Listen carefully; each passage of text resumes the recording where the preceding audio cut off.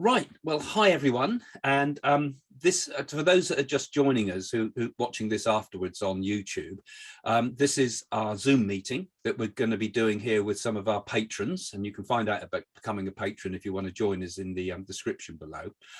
And basically, we have a chat every now and again about all sorts of things psychic, and we've brought together a load of spiritual people today, all our friends here, and we're going to talk about some of the events that are happening in the world, and of course, in particular, what's happening in Ukraine and so forth. So I'm just going to first off, really, for us all, seed a few ideas, and then we'll pick it up afterwards. And I'm sure you guys have got lots of thoughts about this yourself. And if you're coming to this, either seeing it first off in the patrons or seeing it on YouTube, let's have your comments too, because I'm sure we're going to get some contentious thoughts here. So the first thing I wanted to sort of come up with is really, first of all, Putin. Now, if you've come to this for the first time and you want predictions, they're all in my other channel, all on the other YouTubes. So but some of the predictions have already been made about these things. But one of the things I was talking about is I felt in some of the other predictions that Putin was ill right now. So I've started digging around a bit on this, and there does seem to be quite a lot of thought out there that there could be a sort of an illness around him. And I was talking to Jane and was looking at Putin's face, and I said his face is quite, round, because I got getting right up close to the screen when he's talking and looking into his eyes, because if you look into a person's eyes, you can tell a hell of a lot about a person. And I'm sure a lot of psychic stuff comes through the eyes too, doesn't it? And I was looking at his eyes, and I was like, solid steel, those eyes, and his face is very round. And I was thinking, this guy's heavily on steroids, and I think that could be fairly self-evident, pretty obvious to us, perhaps. And I was looking at that and I'm thinking, this guy, and he's all done all this muscle building and things. And I was looking up what it said about steroids, and some of the things it says that steroids can cause anxiety, steroids can cause depression, paranoia, and psychosis in some people who have a vulnerability to mental health problems. So could it be that all this crackpot sort of behavior that he's exhibiting has two sort of sides to it? And I'm just seeding thoughts here, but could he be seriously ill? And could he also maybe also be realizing that he's got coming to the latter part of his life and wants to make a mark upon the world? He wants to be the next Peter the Great. Peter the Great built the seaport to the west when he built St. Petersburg and so forth. Is Putin thinking of himself in some megalomaniac sort of way of the next seaport to the south? So that was one thought, and I'll see if we can think about that. Now, also, Jane and me, we talk to each other about these things. Jane's got her own channel now. You can also see some of her predictions, worth going have a look at if you've not already subscribed to it. But we were both saying, I said in some of my predictions earlier, that I felt there's going to be an assassination attempt on Putin. And Jane thought the same. And I'm saying to Jane, is this just us getting wishful thinking here or something? Because it would make a nice easy end to the conflict if Putin went. And really, he is one of the most defended people on the planet in terms of his security.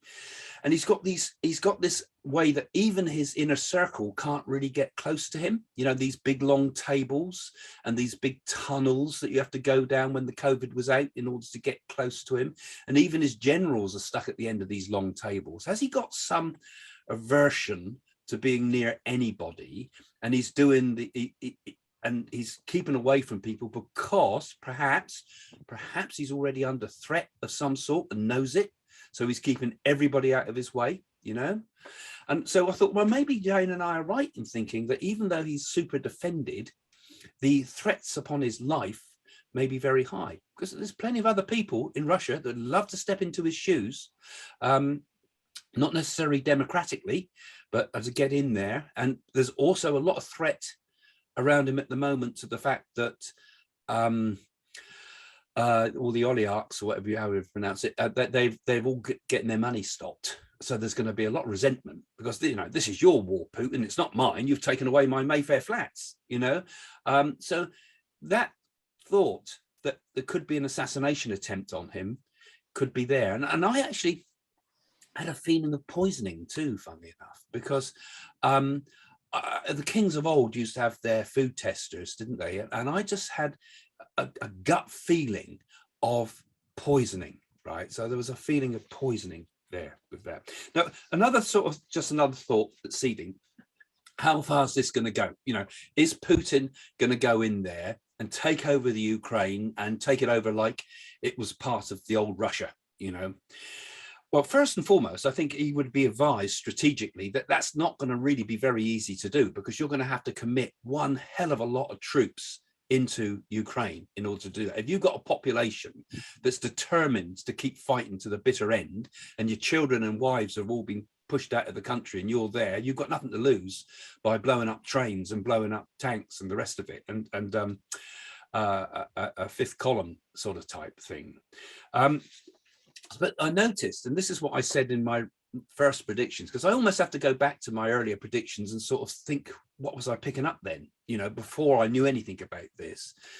And I said I felt he would build a corridor between the Crimea and Russia, and wants to make a slither of land that can always be Russian, so that he's linked his military bases up with Russia, which strategically makes a lot of sense. And I see on the news today that this has kind of started to completely happen.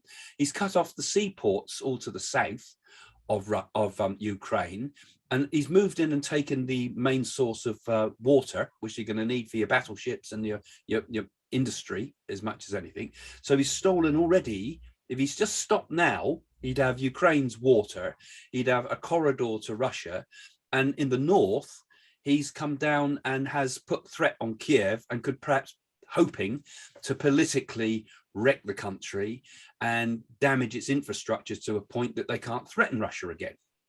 So my thoughts are, how long will he strategically keep going? I just look at it and I think strategically, he's got nearly what he needs. I think he would love to have the whole eastern side of Russia, of Ukraine. There's kind of a river that runs all down the middle with lakes and reservoirs and things. He kind of like to have all that. But my feeling is that strategically, I saw originally this sort of corridor and being pushed back, because they thought they could pinch Ukraine in 72 hours and just storm in. But they, as I also put in my predictions at the beginning, right back in last year, I said that the Ukrainians would fight like nobody's ever fought before and come up with tremendous resistance. And I mean, just thoughts about that. What fantastic bravery of those people, and how rare it is nowadays with all these snowflake people that we got in our society, to see people really standing up as real courageous people, both, you know, all types, you know, the women having the courage to take the children and separate from their husbands going in and battling and that type of thing. You know, you've got to have admiration. And like the warrior kings of old, really, with the politicians in there, all of them fighting hard on the ground. So you've got to admire that. And also another thought that I was having also is the terrible cultural damage that this does, as well as the humanitarian, of course, but the terrible cultural damage. I mean, Ukraine, Kiev, I think, is called the city of domes or something like that. It's all golden domes. I know my friends have got a house in, what's it called? I've forgotten the name of it. Osaka, can't remember that, but they've got a flat there, a house there, and they say that the whole country, all of the country is beautiful architecture and things like that. So we're seeing destruction of culture again. And I always think these ancient history things, like ancient Rome, doesn't belong to the Italians, and ancient Egypt doesn't belong to the Egyptians. All these things belong to humanity. This is our shared history, and I'm a great lover of history, as you know, and I feel that history is something we have to have there. We need to be able to connect to its vibration, and our imaginations to be fired up by things that have been before, instead of this plastic world we live in. So I think that's one of the, so I've talked about Putin, I've talked about the strategy, the cultural damage. I think is something we're ignoring, and I think is something that's going to be one of the things that's going to be on everybody's lips. And also, what can we do? And that's perhaps what we're going to have to discuss that ourselves. Is there anything we can do as nations, as people, and spiritually? Is there anything we can do to help change things? So those are my sort of opening thoughts to you guys, really, just to see. And I'm sure we could take this far, far further. But so that's some start. So have we got any comments? Yeah, it's funny. It's funny you should say about poisoning, because I had exactly the same thought, that somebody's going to have a go at Putin. They're going to try to assassinate him, but it suddenly came to me, he's not going. I thought that they would fire a gun or something, and all of a sudden it came to me, no, he's not going to be shot. He's going to be poisoned. But that's really interesting, and I wonder if anybody else has thought that. Anybody that's watching this now has had similar thoughts. Put it in the comments. Yes, yeah. I know that the great astrologer K.N. Rao, who in India actually took Vedic astrology to the Supreme Court, and it's been declared a science. He's my guru as far as it's concerned. I was looking at Putin's chart yesterday from the Vedic perspective. Very interesting, because the two things it picked up was ill health, and the other was assassination attempt. Very interesting. So I can't deny, and I'm on air, that I was delighted. I'm sorry, he needs to go. You know me, I'm very outspoken. What was interesting was, to back up some of the things you said, Craig, a few people have observed that he might have Parkinson's or on the way to it, because his hand was shaking sometimes when it comes to lifting things. But really, I think they need to get rid of him sooner. I would rather, what do you think, Pat? Do you think, both of you, Pat and Craig, do you think they'll be successful? No, I don't think they will, because I think they've tried before. I think there have actually been assassination attempts and they've failed. It's like Nazi Germany, because they tried with Hitler. Yes. If you look at the Nuremberg trials, the person actually admitted, one of the people, quite senior, tried to kill Hitler, and he was let off. He was one of the few people on 4 counts that was let off. So, and the posters they're putting up of Putin with little Hitler moustaches, it's just coming up all over again. And of course, it's his weapon of choice too. I mean, I'm not that far from Salisbury, where all those dreadful rising attacks happened. And then we've also got the leader of the opposition I've forgotten his name now, in Russia, who had all his skin and face is all been destroyed by all these dreadful poisoning actions that he's been doing on people. I mean, good karma would be him to get the same really, but I think they might get him in the end, though, and because I think he's becoming not only dangerous for the world, but he's becoming very dangerous for Russia itself. Yes. I mean, what really does Russia gain out of this? I mean, the people are protesting. It shows. And one thing during this horrific time, the one thing I take to heart is how the world are all trying to help and doing their most, and that's so heartening, and the poor Russian people, kids have been arrested, kids have been put in prison, children, reading about it all the time. And we talk about the bravery of the Ukrainians, definitely, but look what the Russian people are trying to do. They don't even have a voice. Now, hopefully they see some of it. I mean, most of the Russian TV, I mean, I went on that Russian television station over here, but they've stopped it now. And they kept asking me again if I'd go on, and I thought, no, I'm not going on, because last time I did some predictions on there, you cut them and swayed them to the point that it was all kind of anything negative I said about Russia was taken out. And I thought, well, I'm not going to do it again. I'm not having myself censored. I've got YouTube now. I can say truly what I want and not be misquoted. And so basically, even the stuff we had in the West here from them, it was propaganda. I mean, most TV is bloody propaganda nowadays anyway, from one side or another. But are the Russian people seeing it? Are they getting access? Because they don't have the same search engines as us. There's another concern. But there's another concern, Craig, and again, it's your prediction has come true. And I said to you just before you recorded, it's hot off the press. I'm looking at it as we speak. Is everybody aware that just over an hour ago, Taiwan had a mass blackout. Is everybody aware of this? Oh no. And it's No. I'm looking that's at it as we interesting. speak from a reputable newspaper in Oh. India called the Hindustan Times. And they've described it sabotage or snag, Taiwan in darkness after mass blackout. Oh. And 5.5 million homes were without electricity. 4 million have regained it. And of course, the reason is because the president, sorry, my pronunciation, Tsai Ing-wen, was set to meet former US Secretary of State Mike Pompeo, the old, Secretary of State. And of course, the whole thing is blacked out.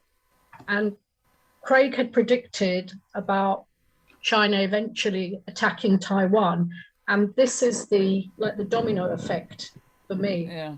Ukraine, if we give in to Ukraine, we give in to China and Taiwan, because they've been sort of ready for it, haven't they? They've been ready to leap for a long time, building up a fleet. They bought aircraft carriers and said, oh, these are going to be scrapped or made into casinos, and they used it as a model to make more aircraft carriers. They just copied it basically, so they've got a massive build-up of arms. A lot of it come from Russia as well, I believe. And if we give in to Ukraine, Taiwan goes well. I don't think people have really understood the seriousness of the intent of China in the China Seas, really. Because then when Taiwan goes, what goes next? Japan, maybe? Philippines, maybe? North Korea. North Korea? North Korea's dangerous. I've always thought they're dangerous. He's been launching stuff too, hasn't he? He has, yeah. They've got a strong nuclear capability now. And He launched that last few weeks ago. He's quite mad, isn't he? He's a nutter, complete nutter. Yeah.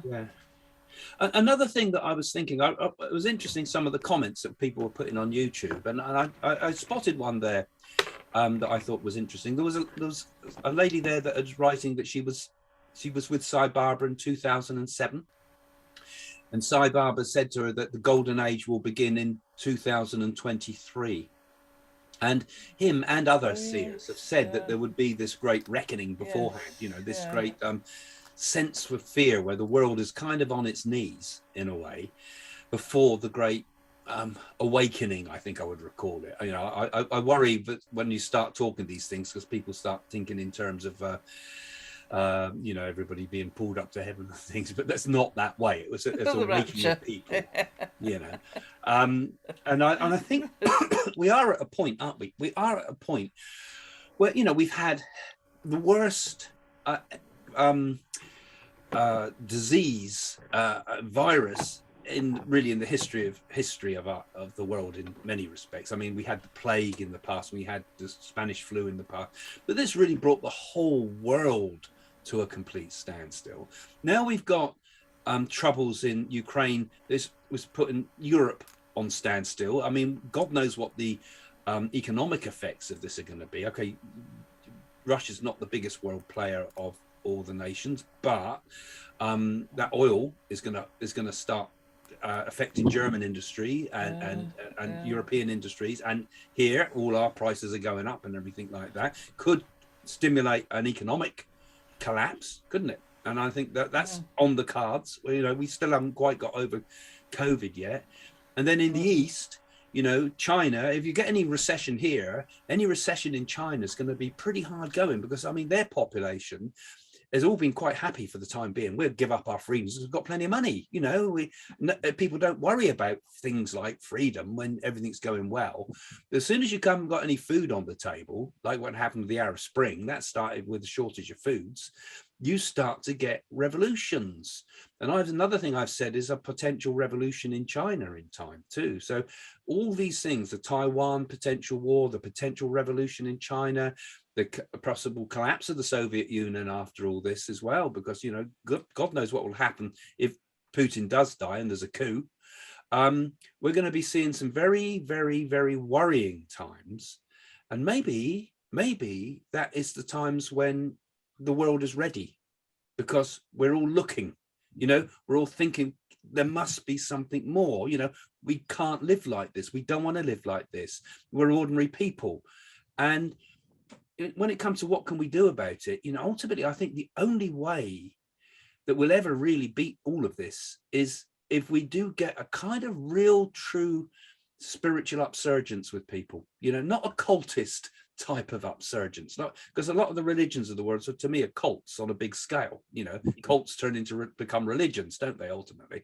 But something that's different, that the world's never seen before, something that is a real, genuine spiritual awakening, but this time based on the fact, because we've all been taught, haven't we? We've all been taught that we have to think for ourselves, and we've all been taught, although most people don't do it, but to seek out knowledge and to get to the truth. And most people take easiest truth that comes along by doing a quick search on Google, which don't work, but we're taught to question. And maybe a new form of spirituality, if it did come into the world, would have that element to it, you know, where we trust our own experience, but collectively we are looking at the world in a different way. So that's my hope, that all these things ultimately will lead towards that that golden age that I do feel will come. Any thoughts, guys? Well, Right, it better be quick. I was wondering if they do manage to take out Putin and someone else steps in, do you think that whoever steps in will be better and more, you know what I mean? Or is it going to be just as bad as? Good question. Is it out of the frying pan into the fire? Yeah. Because the possibles are not good. That's Have you the same seen thing I looked at. Have you seen his henchmen? I mean, they're awful. I Yeah, did they are. hear. Oh, I they're did hear, dreadful. somewhere the reason for the huge table initially, Putin was terrified of catching COVID, but under meditation I got really clearly that he was going to be poisoned. So I think there's I think that's definitely part of it, because that table is so massive.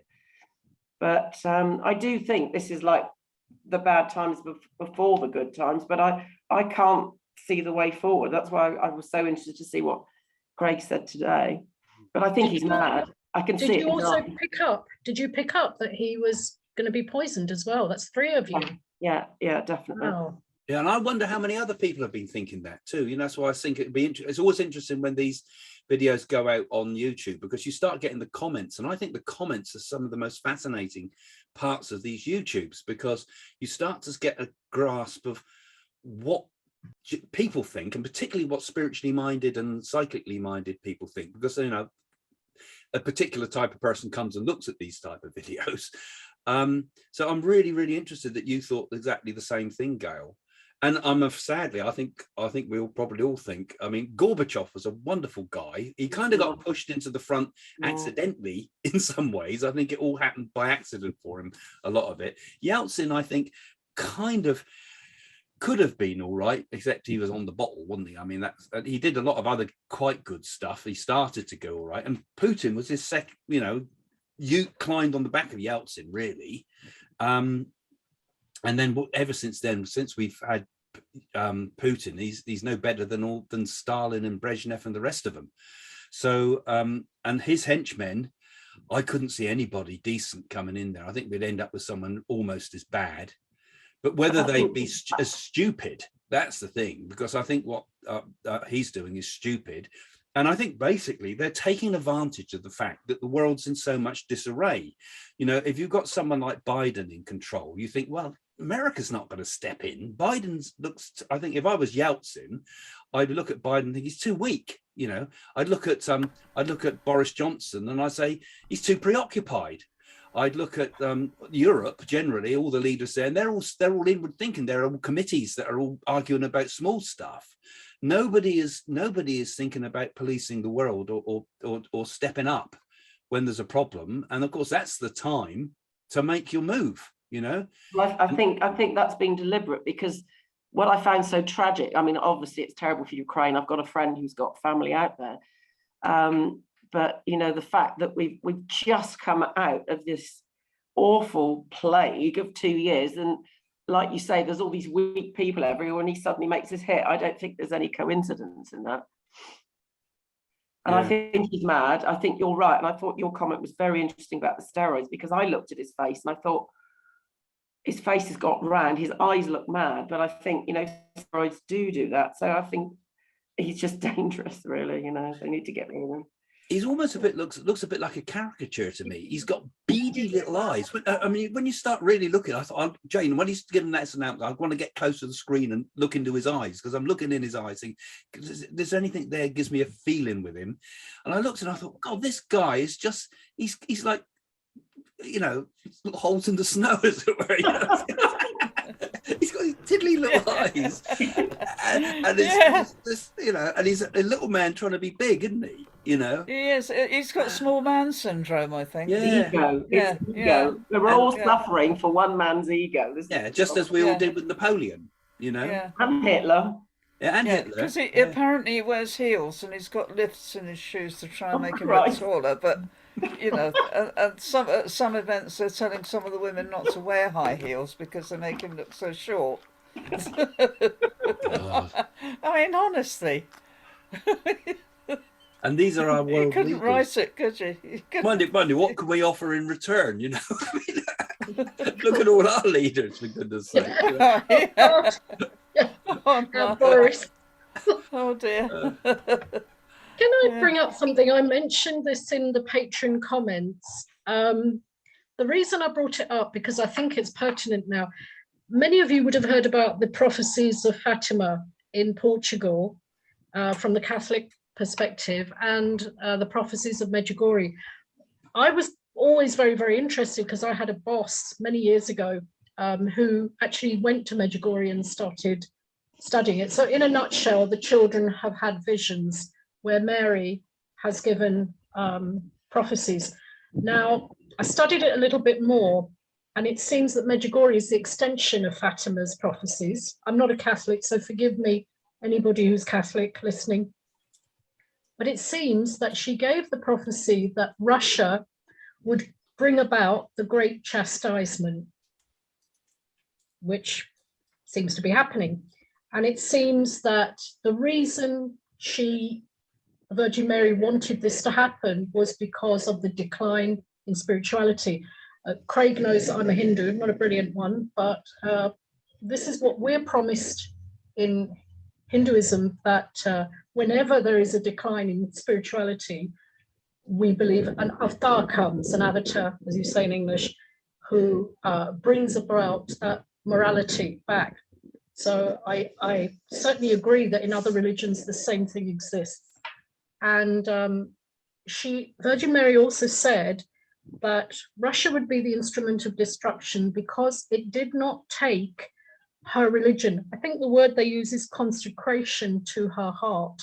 I'm trying to work out what that means. Maybe somebody could explain. I think what it means is that after the collapse of communism, she wanted that Russia would take her, you know, Catholicism, Christianity, however you describe it, the way forward. Because Russia did not do that, this happened. And the other interesting thing is the popes have all been revealed the secrets of Fatima. And it seems that some of them have not revealed the secrets or, you know, fulfilled them or worked on them. I don't know what everybody thinks about that. It's just a different angle. That is this happening because it's a spiritual chastisement? I mean, Edgar Casey, the great American seer, he said that Russia would become the hope for the world because Casey was quite Christian in his views, but he saw that Russia would become a big Christian revolution there. And when the fall of communism came, I thought I could see that place could be very ripe for that right then, you know, and it has kind of come back again. But the thing is, Russian people are, from what I've seen, generally actually quite spiritually minded people when you get to know the people. Yeah. I mean, I knew a lot of the Russian Jews when I was on the kibbutz. I used to play, because I'm really keen on chess, and I used to love beating the Russians, you know, for my ego's sake. And I got quite to get to know something quite deeply well right back then. And I've also met a lot of Russians in my time as well. And I find that they have a very deep spiritual thinking. And when I went to India, to Sai Baba's, the Russian people there were some of the most spiritually savvy in a way, you know, because they put up with so much codswallop through their life with propaganda that they could cut through and see what is, you know, what is fantasy and what is propaganda, because religion's the best propaganda system in the world, actually, but they could see through it in a way. And they also can be quite humorous people. So it seems so sad, in my opinion, that we should be at loggerheads with Russia, because the Russian people are not like this. You know, they're good people. I feel it's a spiritual crisis in a way. Who would march into another country? And I don't know, I almost feel like Putin's deceiving himself with some sort of logic, some way of thinking, something to do about Russian history. And he's decided that it is the right thing to do this, all things considered. And I feel he's a man with a lot of secrets, right? And I find the poisoning idea quite interesting, because the way they do it in Russia, I mean, from the cases we've seen in the news, you literally just have to touch a person with one ingredient and then touch them with another. And then that's it. And it doesn't even have to be a lot. So maybe those 40-foot tables do say something. And then one thing you want to look at is the way he chastised his spy chief. I think there was a BBC video on that, almost as if he was insisting that the spy chief would clearly express unequivocal support for this enterprise in Ukraine, right? This war in Ukraine. And he wasn't clear enough or sharp enough or direct enough, and Putin just had words to say on this. And you kind of get the sense, one, of the dictator, two, you kind of see, you kind of think, is this a man who truly has the substance of support from those closest to him? If that's what he's got to say to a spy chief, trying his best to express some form of allegiance to him. Right? I thought that was quite telling, right? Like they may pay lip service, but when you've taken such an extreme action and you're clearly a dictator from what we can see, you're not sure whether the people around him are just sort of like biding their time in a way. But having said that, with the Russia-Ukraine thing, the more important thing, I think, is the China thing. Like, the feeling I get there is it's a crouching tiger. They're opportunistic. They're biding their time. They know they can go into Taiwan anytime. It doesn't have to be now. And yet I get there's a sliver of crossroads, because now the West is looking to China. What are they going to say? What are they going to do? They haven't said anything big yet. They have a little bit of a choice. They could say something just in an opportunistic way that kind of leans more to the West and against Russia, but they're biding their time. They're kind of seeing, where does this go? Because we've got a war on. Yet we've got undercurrents of a agreement between China and Russia, and that goes probably quite deep and over the decades as well, because of the common history in some sense. And I think they're just waiting to see. And because we're dealing with a war and it's unpredictable to a certain extent, it's not like normal times. I just feel like it's a crouching tiger, and you can put or read what sense or energy you can in that image, but it doesn't mean it's not there. We're not seeing it, but it doesn't mean it's not there. I'm in Asia. I'm in Asia.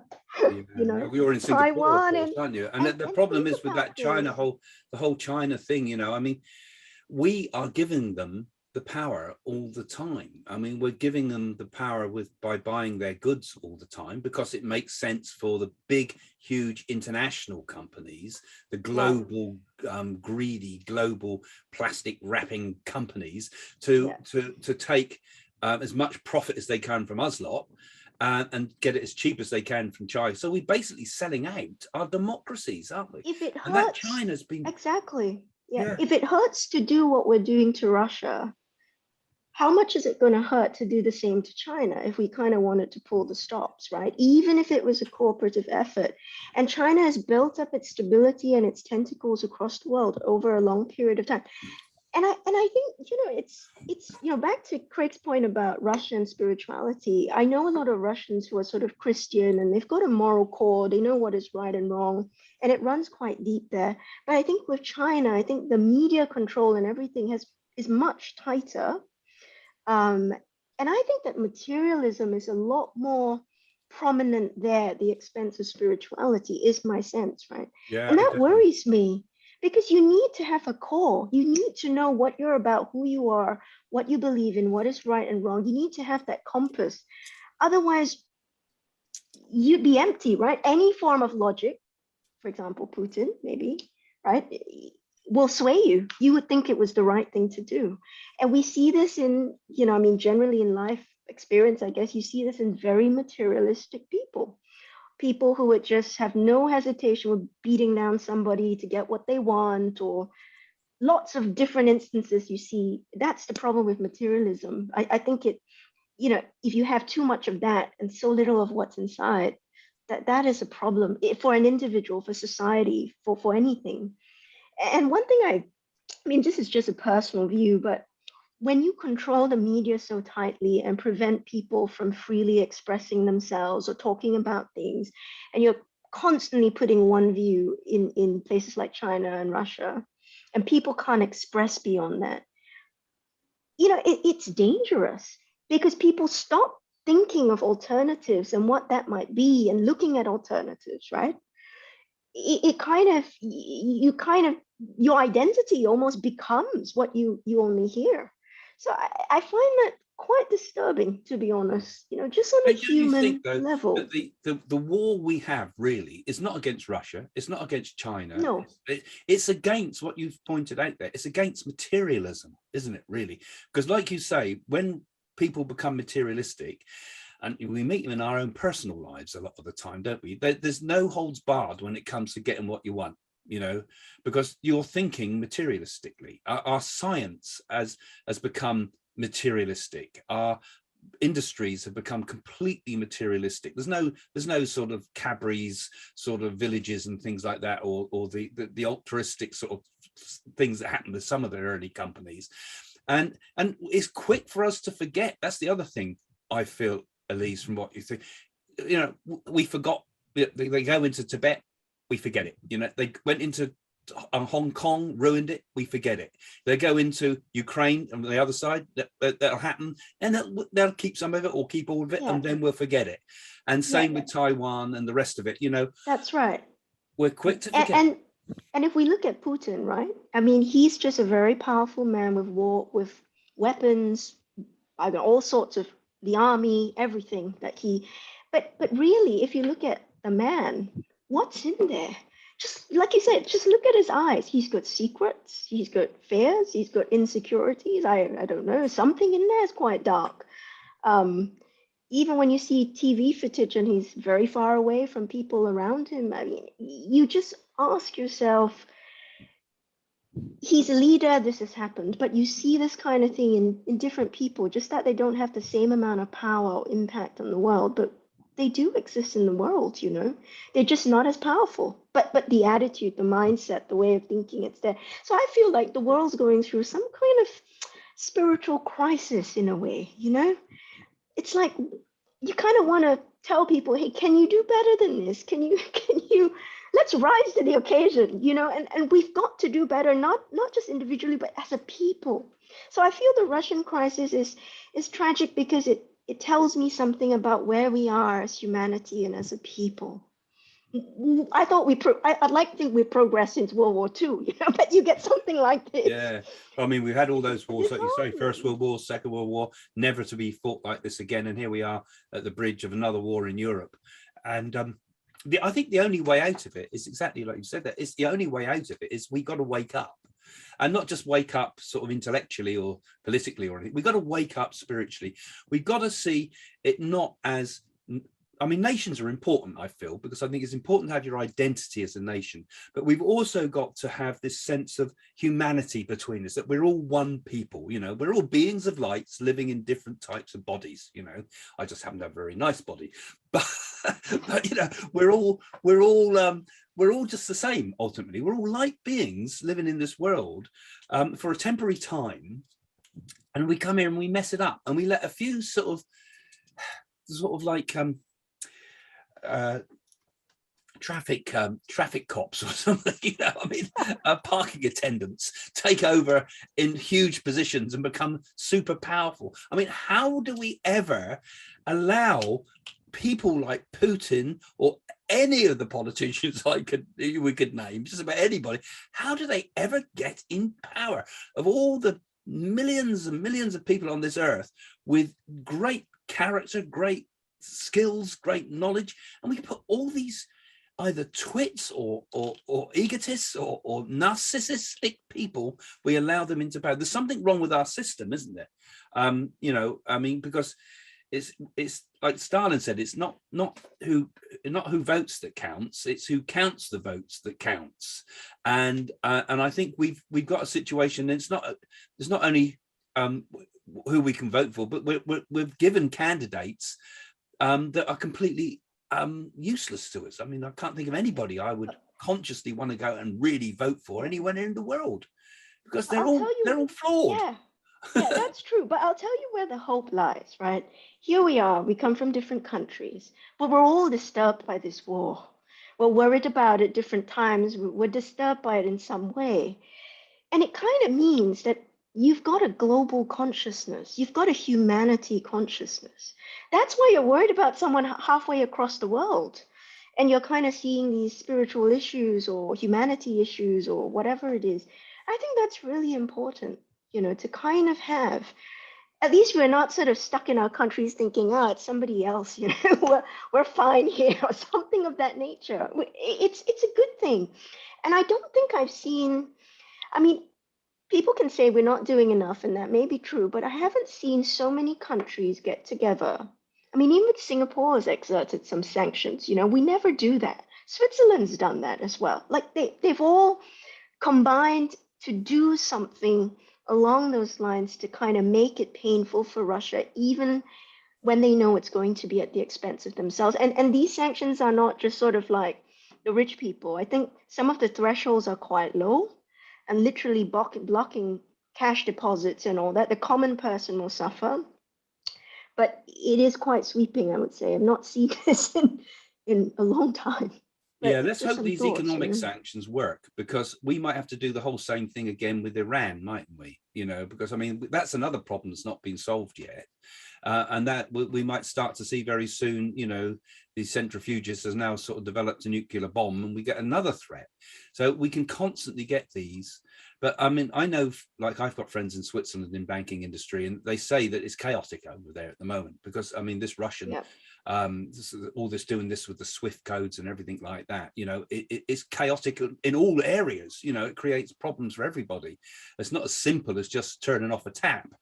And but if it works, if we can collectively put pressure and push Putin out this way, well, then we have a new tool that could be used perhaps to start exerting proper pressure on other countries. The problem is everybody wants to look after themselves and feather their own nests all the time. And I'm a great believer in, I think we should start breaking up all these big companies, because I think they've got the power of small countries or big countries even. And why again should, because you look at our politicians, we've got a load of idiots, but you look at other people that run some of these big Amazon and Facebook and the rest of it, and Nick Clegg even there, what a lot of idiots we have there too, who have enormous control. The power, do you remember the old program Power to the People? You know, we've really got to truly get back to that, surely, you know. Yeah, but you remember 1984, where they've all got you know, pipe music to their houses and instructions coming, and you know, Google has got such power. And what do? They bring out little speakers where you can give it instructions and it gathers information on you. It's really reminding me of 1984, all this. I don't think we've got true freedom anymore. And the power they have to censor. I mean, I can't even mention certain words, because I mean, certain words that I could say now, which would get this video banned on YouTube, because I've said that word, right? And it would mean that when that happens, we're not even allowed to talk about those topics. Can you hear me? Probably not. And that really worries me. Jeanette, you better turn your hang on. mute off. Yeah, it looks like Jeanette's got hang on. There's no good reception. Hang on. You better mute Jeanette if you can, please. So where do we end? You know, because on the one hand, it's like, here we are, we got people in India, we got people in the UK, we got people in Singapore. I think we got some here from America and Australia as well, even. Yeah. And here we are, all discussing really interesting topics that are important to all of us here. And yet all of this can be filtered when it goes out, because if someone puts a comment about certain topics, those comments get automatically banned by a bot. You know, and perhaps when I said about Stalin, it's not he who counts the votes, it's he who counts the comments, perhaps, and can make the comments change. So so or can filter off the comments, you know. So, you know, we're in a very dangerous world, really, because there's no real freedom of speech, even though it does appear to be. No, but it's all being controlled by just a few people, isn't it? Yeah, that's the I snag. think that the people, you know, who are in charge of all these great big conglomerates and Craig, whatever. have you had a chance to ask, I can't pronounce his name, is it Sharavana? Caravana Baba. Because no, I in your haven't. book, I'm plugging your book again, be happy, because it was fabulous. Yeah, It I'll was get fabulous. a copy. Now's the time, Craig. Here it is, here it is. I couldn't put it down. I couldn't put it down. It was fab. And I noticed the predictions were brilliant. And especially he said that there would be 2 more viruses, which of course came true. So I just wondered. I've not had a chance to go to him, unfortunately, because when they just had Shivarati there, so I wait for that to settle down. And they've also had he's still here in London, but they had a big fire. So the temple there has had problems, I'm afraid. Oh, okay. Sad. But I hope to go to present my book, and hope to do that very soon. And we've been off in Italy and things like that. So now is the time, Sheila. You're right. And if he says anything to me, I'll share it with you. I think more than anything, it's, as you exactly said earlier on, we're all sort of like up in the air. What do we do? Yes, we know we have to pray, we have to meditate, but what can we do, you know, to make things better? I think Gandhi had it right, didn't he, when he says you've got to be the changes you want to see in the world. Now, it kind of makes us feel a bit weak when we do that, because we think, you know, what we really want to be out there is pushing the tanks back, you know. And I think we've got to do things on a material level as best we can, and we can talk politically whether we should go in there with aeroplanes and give air support, or whether this will escalate it into a third world war and so forth. But I still think we've got to kind of, and then there was Ramana Maharishi, Richard, what's his name? I've forgotten. There's the one that wrote his books about him, got really upset with him because the Second World War began, and Maharishi said, I don't want anything to do with it. All I'm interested in enlightenment, you know, and that caused a conflict. So, you know, you've got to think to yourself now, you know, if we're spiritually minded people, should we just ignore the world and let it get on with its own way? Or should we be involved in the world? And I'm the one that believes that we should have our head in the forest and hands in society, as it were. We've got to do both, really. So I think we've got to think very spiritually. We've got to try to be the changes we want to see in the world, because that ultimately is the only way the world's ever going to become a better place. We've got to hope that the decent people gradually begin to outweigh the negative. And the more spiritually inclined we are, remember, the real war in this world is against materialism. You know, it doesn't mean we got to wear stones in our shoes and things like that. No, it's more about, you know, we've got to find a middle way there as well. You're not to be too greedy, and make sure that we're not just fed, but others are fed, and so on, you know. And so we've got to do that on a practical way. That's our karma yoga, isn't it? And we got to do our spiritual work, and we got to be spiritually awake as we can. And we've also got to be, I think, politically aware and push our politicians and the rest to do the right thing. That's their slogan they use, but they never do it. But we've really got to make them do the right thing generally. And that's why we have to protect democracy, because if we don't protect democracy against all these tyrants, then we can't do anything. We're held back. We're held under a shadow all the time. And throughout history, You look at the Chinese history, it was always under the shadow of the emperors. If you look at Roman history, it was under the shadow of the emperors. If you look at European history, it was under the shadow of the kings, or else under the shadow of other countries, you know, that dominated those countries. Even America dominated by Britain at the beginning, and all the rest of it. You know, I mean, all the way along the line, we've had a few take it all. That's the nature of materialism. A few take the lot. And we've got to change that. We've got to become a world where we all genuinely try to share more. And I think, you know, it's important to share your money. Give some money to, well, these charities are pretty messed up because they steal it all as well from you. But I mean, we've got to somehow try to get out to feed people, particularly. We've got to try to, for example, one of the things that's going on in Ukraine, I was really admired my daughter, what she was doing, because she's got the type diabetic, my grandchild's type diabetic 1. And she said the people of Ukraine, the diabetics there are having serious worries because they can't get their medicines. And you imagine, you know, if our little grandchild couldn't get his insulin, we'd be in a fix within minutes, you know. And there's nothing you can do, you know, they die basically without it. So, you know, all these other horrible things that are the sort of the sub stories of what's going on there.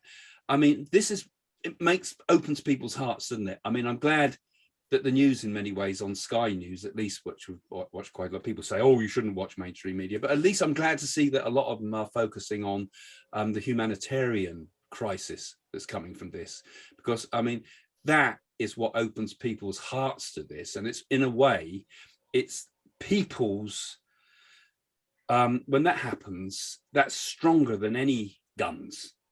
At the end of the day, when the whole of humanity goes, oh my God, that's wrong, you know, that will make a difference. That will make a difference, you know, that will make people act, and it will force politicians to follow the public will, you know, even the dictatorships, you know, as long as people can get the information. And that's again the other issue that we talked about today, didn't we, about censorship of the internet and so forth. Maybe the fact that there is so much media now, though, is the beginning of the change, because, you know, there was a certain amount of media in the Second World War. There's so much more now, and I think that's why it's quickly spread, the humanitarian bit, because more people are seeing. Every eye shall see. You know, maybe this is the beginning of a change. It could be. Well, I like to think it is. You know, I like to think that, you know, we here are all talking, you know, this will go out and people will see it, and other people will think the same as us, you know, and they'll think, yeah, maybe we do have to be a bit more spiritual, and maybe the internet can be a fantastic thing and it can be a terrible thing, and it's both at the same time, like anything, you know, like nuclear things can be a tremendous thing or a terrible thing, you know. And communication's important, and freedom of communication's important, because those people in Russia are not having these conversations. Those people in China are not having those conversations. So I think we should be much more concerned, and I hope people think much more about how we spend our money, you know, when we buy Chinese goods, which we don't have a lot of choice of because it's that or nothing most of the time. But these are the areas that I think we've got to start becoming much more conscious of. And I think this is one of those things, again, that's making us think, isn't it? We're all thinking here, and other people out there are all thinking, and maybe it's the beginning of a better world in a way, you know, perhaps more like awake. Spread the light kind of thing. You know, it's so simple. If I'm nice to somebody or say something nice, I say, hey, hi, so nice to meet you. You feel happy, you'll be nice to me. It's about spreading light to people. And if everyone's like this and genuinely to you, you feel you can be like that to people. Yeah. And it's the small ways, and that's how goodness spreads, right? Absolutely. I mean, the simplest thing in this world actually is happiness. Actually, happiness is easy. Absolutely easy, but we make it so bloody difficult for ourselves, and we get ourselves tied up in all these stupid knots and all this selfishness and all this greed and all this jealousy, when you know, the best way to be happy is to be happy for other people, not for yourself. Then you find happiness yourself, don't you? You know, and it's mad. It is mad. It is mad. It's a mad world out there, and it's so easy to solve so much of it, actually. But, you know, we're voices in the wilderness, aren't we, guys? You know. Anyway, I'm going to finish it now.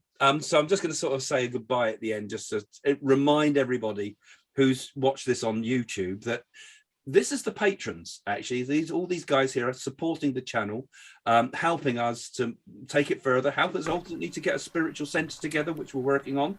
And thank you all guys and all the others on the patrons that haven't joined us today on Zoom. But if you want to become on Zoom and talk with us here live, become a patron and have a look in the description below for that. And if you're too mean to do that, at least subscribe to the channel, right? Subscribe to the channel. Get the book. I've got no money left. And follow us, guys. Follow us. And share it, you know, and make a comment, of course, because we'd love to know your ideas as well. So I'm going to say goodbye to you all now and say thank you to all the patrons here who have contributed today and made this another, I think, very interesting talk. And don't forget, we'll be also go live every Saturday. There'll be another interesting talk like this on Saturday on the YouTube channel. Okay, guys, thanks a lot. See you soon. Thank you, Craig. Thank you, Bye. Craig. Thank you. Bye-bye, everybody. Bye-bye. Bye.